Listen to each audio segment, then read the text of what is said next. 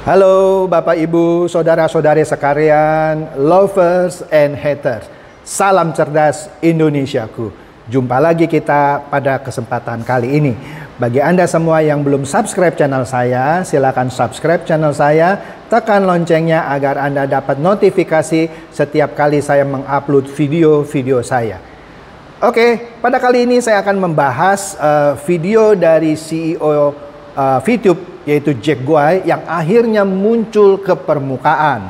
Oke, kita tahu selama ini sudah hampir 1 tahun CEO ini nggak pernah muncul. Ternyata para leadernya juga tidak pernah bertemu atau berkomunikasi, bahkan dengan Zoom meeting pun tidak pernah. Baru kali ini pun video ini cuma direkam dan diberikan begitu saja. Oke, inilah penampilan pertama kalinya dari CEO VTube, yaitu Jack Guai, ke permukaan. Kita lihatlah video ini satu persatu sambil kita bahas, oke? Hello, Happy Chinese New Year and Happy Holiday to all members of VTube. It's been a while that I did not make public appearance. We, the management, have been working days and nights on improving VTube application for VTube 3.0. Our first priority is to make sure that VTube 3.0 can provide the best user experience to all VTubers, helping our members to pass through the current pandemic situation. Nah, di awal Jack Guai ini mengucapkan selamat tahun baru Imlek. Ya oke lah, kepada para pemain VTube, walaupun tidak semua pemain VTube merayakan tahun baru Imlek. Oke. Di sini Jack Guai menyatakan bahwa manajemen, yaitu dia dan timnya, bekerja siang dan malam. Oke deh, ya kan? Untuk mengembangkan aplikasi VTube yang terbaru 3.0. Oke. Dan dia juga menyatakan selama ini ya memang dia tidak pernah muncul ke permukaan, ya kan? Karena kerja siang dan malam untuk mengembangkan aplikasi VTube 3.0. Oke, kita lihat lagi kelanjutannya. Kemudian dikatakan juga di sini, tujuan mengembangkan VTube 3.0 adalah untuk membantu member untuk melewati situasi pandemi. Astaga, lah jauh-jauh amat VTube 3.0 ini untuk melewati situasi pandemi. Situasi pandemi ini sudah berjalan hampir 1 tahun. Kenapa harus nunggu 3.0 sekarang? Ini juga nggak nyambung menurut saya ya. Ini suatu public relation message yang tidak jelas dan meleset menurut saya. Walaupun kesannya mau membantu orang yang kesusahan. Ya entah kita lihat benar nggak sih membantu orang untuk melewati pandemi. To be honest, it is a great feeling and so touching when I receive some messages saying thank you for VTube, which help to generate some income for them. Dia juga menyatakan dia sangat terharu ketika menerima pesan bahwa VTube ini selama ini sudah membantu meningkatkan penghasilan para member VTube. Oke deh ya. Nah, kemudian kita lihat yang berikutnya. VTube legalization, the 100% legalization is the target that we have been working with numerous lawyer firms, consulting all the related government departments since July 2020. Kemudian dikatakan juga dia sudah menggunakan sejumlah firma hukum gitu ya sejak Juli 2020. Artinya sejak lebih dari 7 bulan yang lalu untuk mengurus apa? Perizinan. Iyalah, karena kan dia sudah masuk daftar ilegal SWI sejak akhir Juni yang diumumkan di awal Juli. Jelas kok dia bilang. Ini jujur dia, kalau saya lihat ya. Dia mengatakan sejak Juli dia sudah pakai sejumlah firma hukum ya untuk mengurus perizinan ini. Tetapi member-member dan para leader VTube itu ngoceh sembarangan. Bilang nggak perlu OJK, OJK tidak berhak, ini tidak perlu Kemenkominfo. Dia lupa Kemenkominfo bagian dari SWI. Kan ada 13 lembaga yang terlibat dalam SWI. Ini melecehkan pernyataan para pemain dan leader VTube. CEO-nya bilang kok dia sedang mengurus izin sejak Juli 2020. Oke, kita lanjutkan. I believe VTubers understand that VTube business model is rather innovative and not really existed before, which is causing our legalized process to take such a long time. Nah, di sini dia memberikan satu excuse seperti apa ya? Ya permohonan maaf gitu ya. Kenapa proses legalisasi sampai keluarnya izin itu segitu lamanya? Karena VTube itu adalah kira-kira sebagai suatu aplikasi yang sangat inovatif. Jadi seakan-akan sulit gitu karena saking inovatifnya gitu ya. Enggak lah, sudah jelas kok. SWI itu langsung sudah bilang, bukan soal inovatifnya, tidak boleh pakai referral system, tidak boleh mengkaitkan itu VP dengan dolar, itu dua saja. Bukan soal inovatif atau tidak inovatif, itu dua yang tidak pernah bisa dilakukan selama 7 bulan dan tetap ngeyel beroperasi meski dia ilegal. Oke? During the legalized process, me and my team decided to remain silent to the public in order to reduce the hiccups, to reduce the problems. But there are so many things that I really wanted to share with all of you, so I decided to make this video recording. Dia katakan juga selama proses legalisasi, selama proses perizinan itu dijalankan oleh tim dia memutuskan untuk berdiam diri, untuk tidak muncul supaya tidak menimbulkan banyak masalah.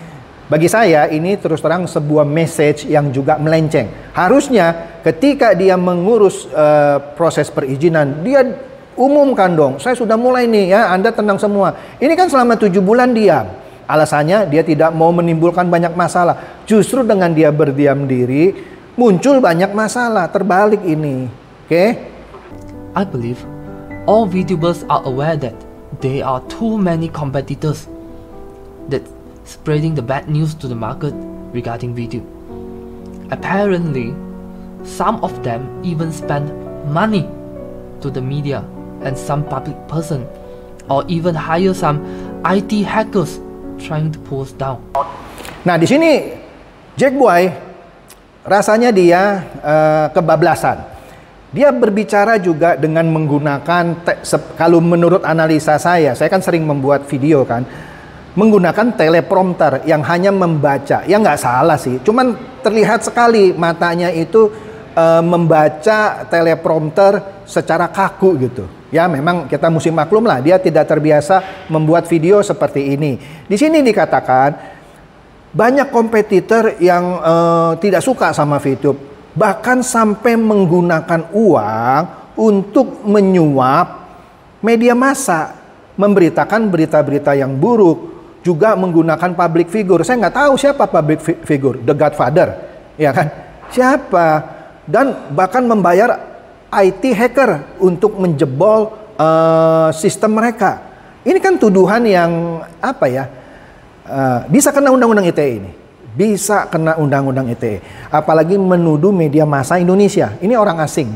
Oke? Kemudian menuduh media massa Indonesia disuap oleh kompetitornya. Dia harus buktikan. Kalau dia tidak bisa membuktikan bahwa media massa disuap oleh kompetitornya, dia bisa kena undang-undang ITE ini. Nah, menarik di sini dia mengakui bahwa IT hacker itu seakan-akan dibayar.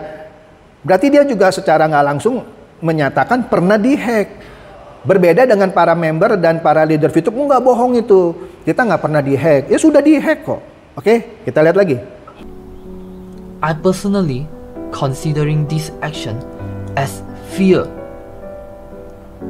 They are afraid of us. They have no idea how to copy us. They have no clues about how to overtake us. Nah, di sini dia juga mengatakan itu semua dilakukan oleh kompetitornya karena mereka takut. Maksudnya kompetitornya takut terhadap VTube. Oke? Karena VTube itu tidak bisa mengcopy, tidak bisa meniru. Ya siapa yang mau niru sistem jelek gitu ya? Enggak lah. Ini alasan yang dibuat-buat menurut saya gitu ya. Ya. Sehingga menuduh kompetitornya mau menjatuhkan dia. Nggak usah pakai kompetitor lah, ya. We have to understand, VTube is a social media platform that doesn't belong to me. It doesn't belong to the company.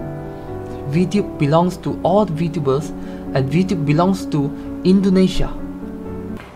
Di sini dia membuat suatu penghiburan bahwa dia bukan pemilik VTube lah para pemain VTube semua dan Indonesia. Sorry, saya tidak merasa sebagai orang Indonesia memiliki VTube. Jangan asal klaim dah ya, salah dah ya.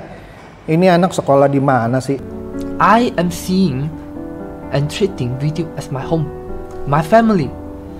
Imagine when the outsider is making fun, is making bad news, slandering your home, your family, what kind of feeling you're having?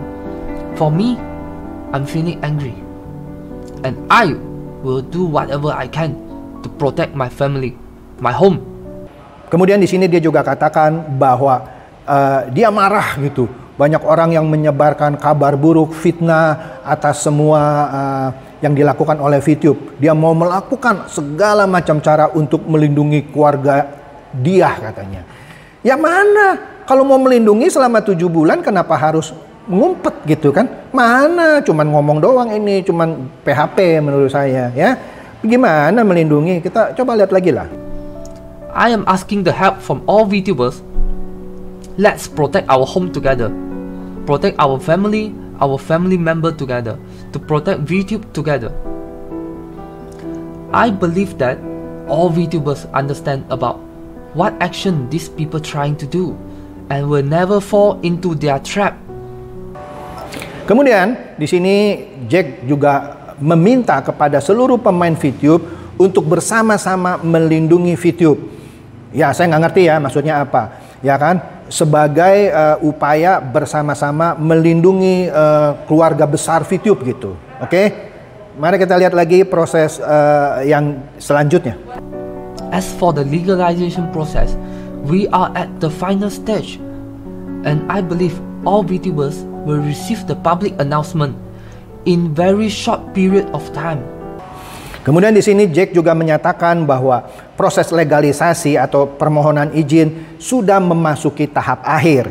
Nah, ini juga sekaligus mematahkan atau menurut istilah saya memberaki pernyataan para leader VTube yang menyatakan VTube sudah dapat izin, sudah selesai, itu dari Kemenq. Mana?